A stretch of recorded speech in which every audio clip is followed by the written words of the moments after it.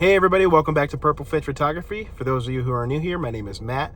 Today is pretty exciting. We're going to be taking a trip up to Lyndonville, Vermont for the solar eclipse that's happening today on April 8th, 2024. Pretty excited about this because being a new photographer, it's definitely going to be a once-in-a-lifetime experience in order to take this type of photography. I have the whole setup ready to go. So this is going to be about a 2-hour drive from where I am. So without further ado, let's get to it.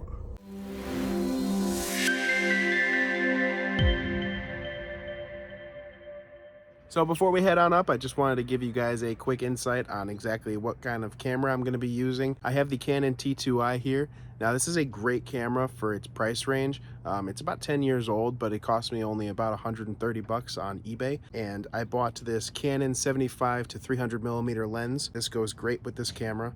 The K&F Concept filter, the solar filter, this is a 16.6 stop filter. It definitely draws out as much of the sunlight and UV rays as it can. This filter just comes easily off and on.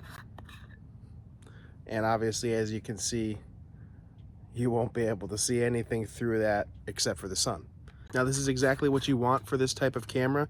You definitely don't want to be looking through your viewfinder, because if you look through your viewfinder, you're either going to damage your eyes or you're going to damage your camera. So you want to make sure that you put your camera into live view mode so that you don't damage anything, including your eyes. Also, you're going to want to be shooting in manual mode. To do this, you just have to push your dial to M to go into manual. Their shutter speed should be about 640th of a second. The aperture, you want to have it about f9, and the ISO, you're going to want to shoot at, the best for your camera. I would say between 320 and 400 for the ISO. And as always, you can probably just tweak these shots. Now, I also have set up with my camera a power bank. This power bank I got off of Amazon for 30 bucks. This is a great power bank. This lasts me hours. And so I can just take the adapter that goes right into the camera, and this will just keep the camera powered for hours. Now, I know a lot of people are saying that it might be a little bit risky, but for a 10-year-old camera, I'm willing to take that risk. Now, another thing I also forgot to mention, guys, is I have this, why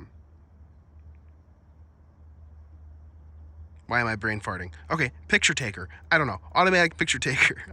I can't think of the name.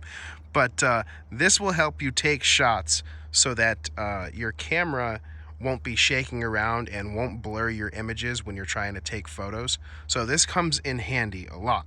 So as you can see, all I have to do is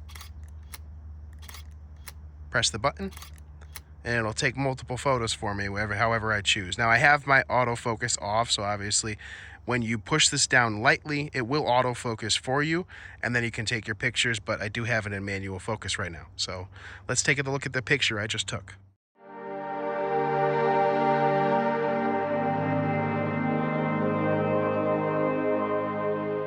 So now that you guys know exactly what I'm using for my camera, let's get to it.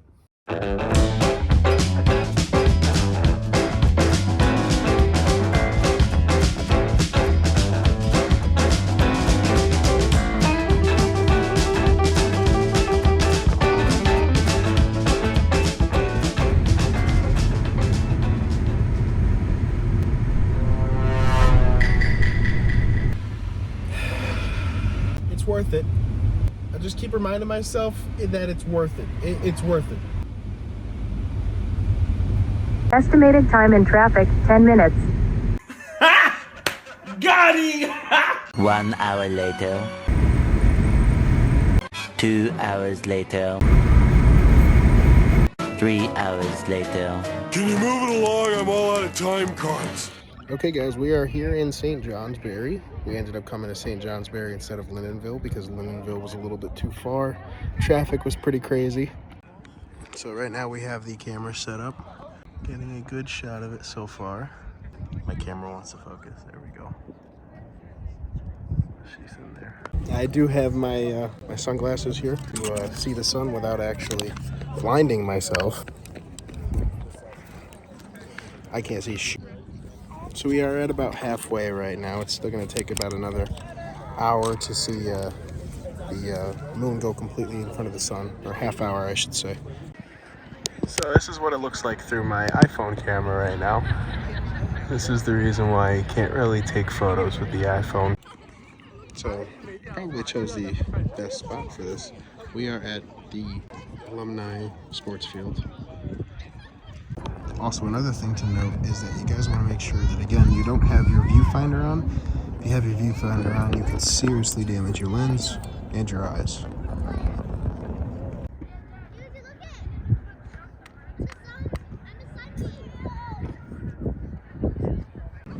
Also, as you guys can see, where is it? There we go. I have my shutter at 640, my ISO at 400, and the aperture is at 5.6. I said 5.9, but you know, I think I want to let in as much light as I can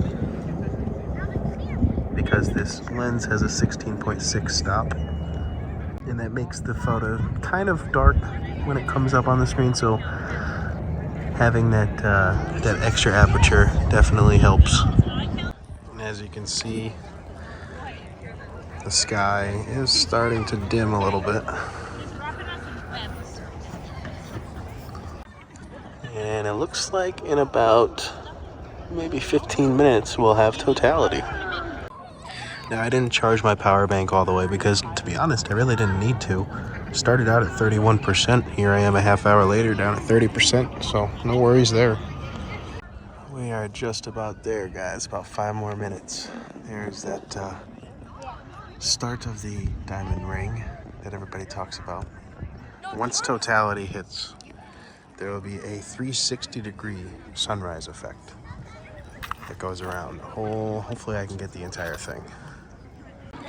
To be honest, it's kind of incredible how cold it's gotten in the past few minutes. You can just feel the breeze, the wind. There's no more direct sunlight, so it just feels a lot cooler, which is really interesting. But yeah, I still have about a little tiny toenail to go. Oh, it is getting dark pretty quick, guys. My camera can't really pick it up because I think it kind of takes in the light. But look at that. Look at that. We are almost there, guys. Almost there. Just that little sliver. There it is. Everything is getting real dark. Oh, that side is almost completely dark. All the lights are going on. Oh, some of the stars are starting to come out. Here we go.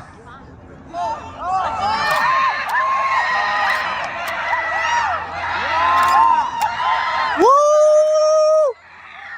There she is.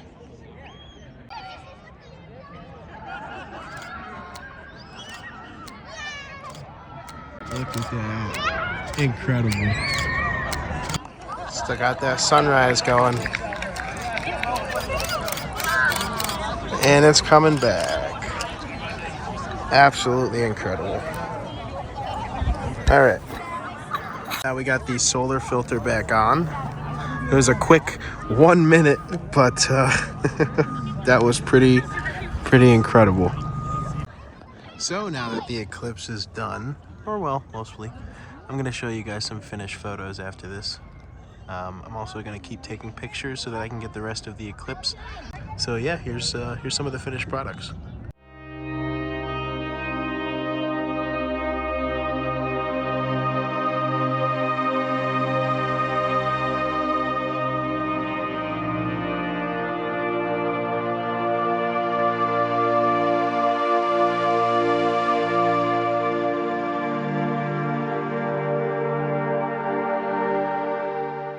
Well, guys, I can definitely say that the day turned out to be a huge success. If you guys like my videos and you want to follow around for the next adventure, feel free to subscribe, hit that like button, and turn on that notification bell so you'll be informed when I make new videos. Also, leave some comments below letting me know how I did. And as always, thanks for watching. Happy flying.